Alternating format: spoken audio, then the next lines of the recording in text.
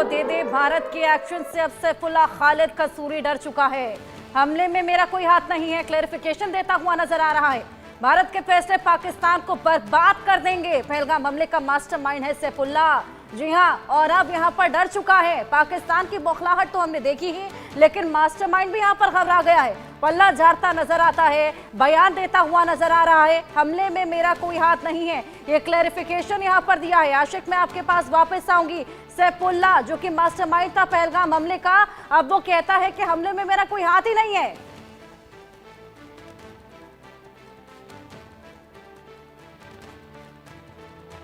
भारत के एक्शन से पाकिस्तान की बौखलाहट साफ नजर आ रही है। जो तमाम तरह के एक्शन यहां पर पाकिस्तान कर रहा है, कभी बैठक बुला रहा है, कभी गश्त बढ़ा रहा है, कभी वायुसेना को अलर्ट कर रहा है, छुट्टियां रद्द कर रहा है और लगातार बयानबाजी कर रहा है, उसके बावजूद नौज दिखा रहा है। कहता है कि हम न्यूक्लियर पावर हैं। और अब आप देखिए, जो बयान है ना, वो साफ तौर पर यह दर्शा रहे हैं कि अब पाकिस्तान डर चुका है, खौफजदा है। जिस तरीके से भारत लगातार एक्शन ले रहा है, बैठकों का दौर लगातार जारी है। जो कल सीसीएस की बैठक में तमाम फैसले लिए गए, उसके बाद अब यहां पर डरता हुआ नजर आ रहा है।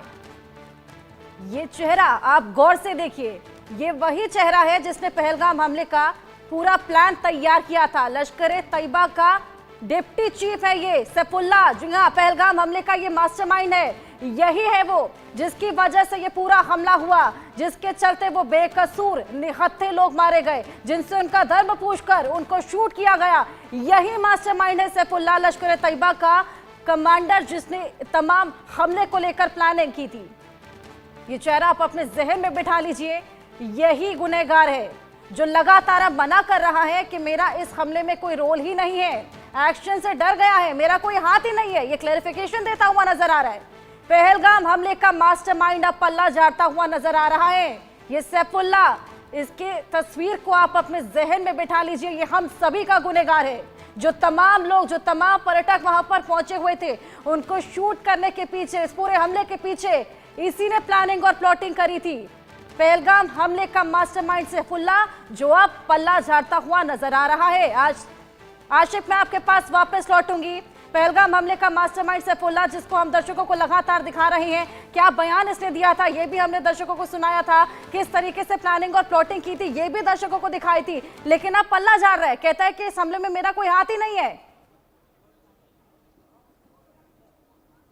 देखिए, बिल्कुल ये डर और खौफ आपको साफ तौर पर नजर आ रहा होगा। जिस तरह हमने देखा बीते कुछ दिन पहले सैफुल्लाह जो कि लश्कर का मास्टरमाइंड है, और किस तरह से वो गीदड़ बकिया दे रहा था, लेकिन अब वो भी इन चीज़ों से जो है अब अपनी बयान को जो है वो बदल रहा है और किस तरह से वो बात कर रहा है। इससे साफ तौर पर पता चल रहा है कि किस तरह का डर और किस तरह का खौफ अब जो आतंकी पाकिस्तान में है, जो छुपे हुए हैं, उनमें पैदा हुआ है। खासतौर पर अगर हम देखें कि जितने भी आतंकी संगठन इस समय पाकिस्तान में ऑपरेट हो रहे हैं, उस पर किस तरह से भारत सरकार ने अपना कड़ा रुख जो है वो इख्तियार किया है। लगातार एंटी टेरर ऑपरेशन जिस तरह से जम्मू कश्मीर भर में चलाए जा रहे हैं, और साथ साथ सीमावर्ती इलाकों में भी अब चौकसी जो है बढ़ा दी गई है। और आज देर शाम तक ये पता चलेगा कि किस तरह का एक्शन प्लान जो है भारत सरकार ने इन आतंकियों के कैंप्स पर करना है, और जितने भी संगठन वहां पर पीओके में चल रहे हैं, वहां पर किस तरह का प्रहार होगा।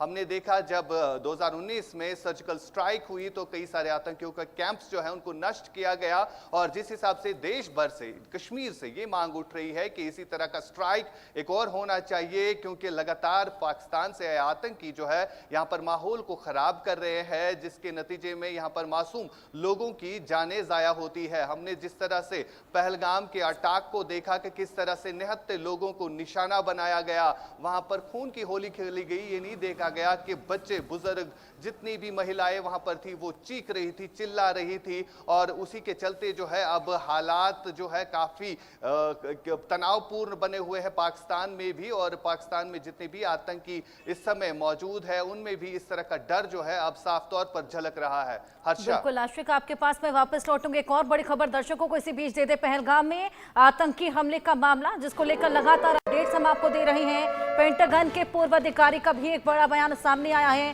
पाकिस्तान आतंकवाद फैलाता है, माइकल रूबिन है ये। असीम मुनीर एक आतंकवादी हैं, ये तमाम बातें बोलते हुए नजर आए हैं। उसामा और असीम में ज्यादा फर्क नहीं है। उसामा बिन लादेन गुफा में रहता था, ये बोलते हुए नजर आए हैं रूबी। असीम मुनीर महल में रहता है, ये फर्क बताते हुए नजर आए हैं। उसामा और असीम में ज्यादा फर्क नहीं है, इस तरीके से कंपैरिजन करते हैं रूबी। पेंटागन के पूर्व अधिकारी जिनका यह बेहद बड़ा बयान, पाकिस्तान आतंकवाद फैलाता है, असीम मुनीर एक आतंकवादी हैं, उसामा और असीम में ज्यादा फर्क नहीं है, ये बेहद बड़ी बात बोलते हुए नजर आए हैं आशिक। अजय जी हमारे सहयोगी हमारे साथ लगातार बने हैं। आशिक मैं आपके पास वापस आऊंगी। अजय, लगातार हम देख रहे हैं तमाम बयान सामने आ रहे हैं, ऐसे में अब रुबीन बोलते हैं कि उसामा बिन लादेन गुफा में रहता था, असीम मुनीर महल में रहते हैं। कंपैरिजन बेहद अच्छा किया है उन्होंने।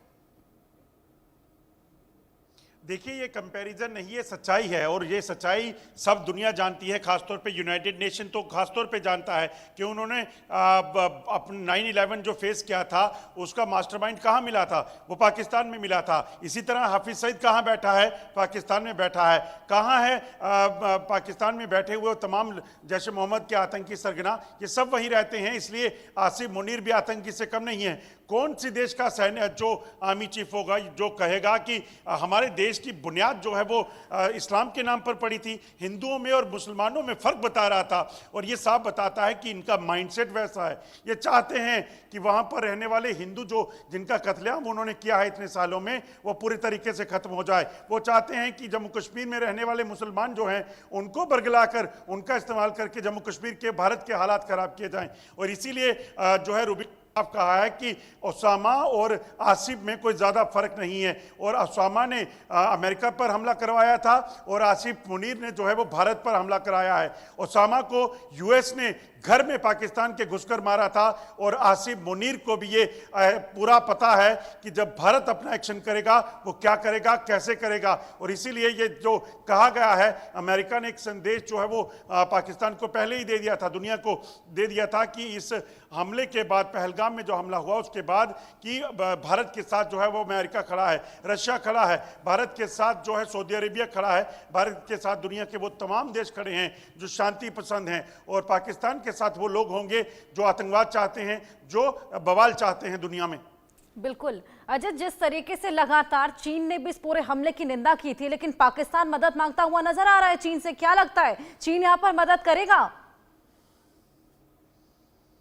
देखिए, चीन जितनी मर्जी मदद कर ले, मगर चीन को एक चीज़ याद रखनी होगी कि भारत वो पुराना भारत नहीं है। भारत से जिस तरीके से पिछले कुछ समय में जो कार्रवाइयाँ की, उसके बाद चीन आखिरकार बातचीत के लिए टेबल पर आया ना।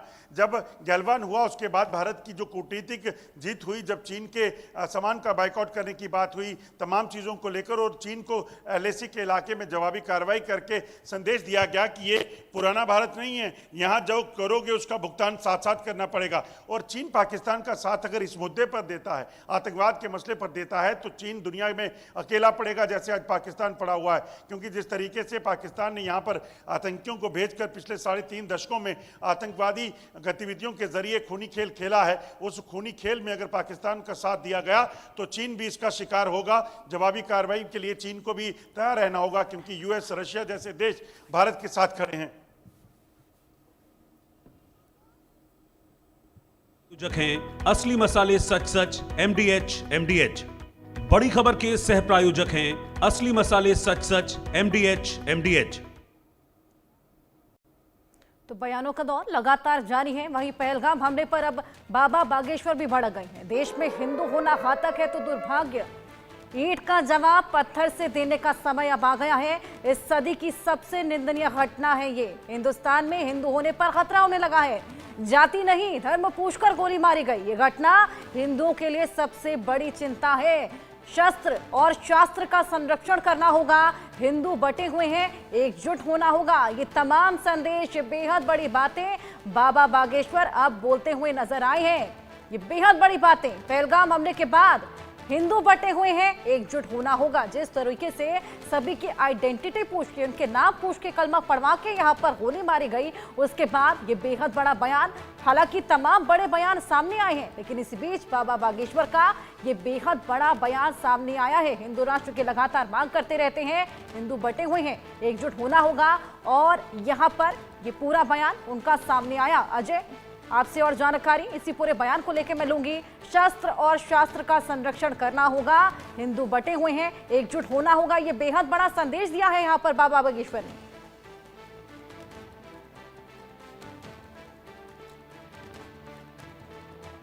अजय, आप मुझे सुन पा रहे हैं?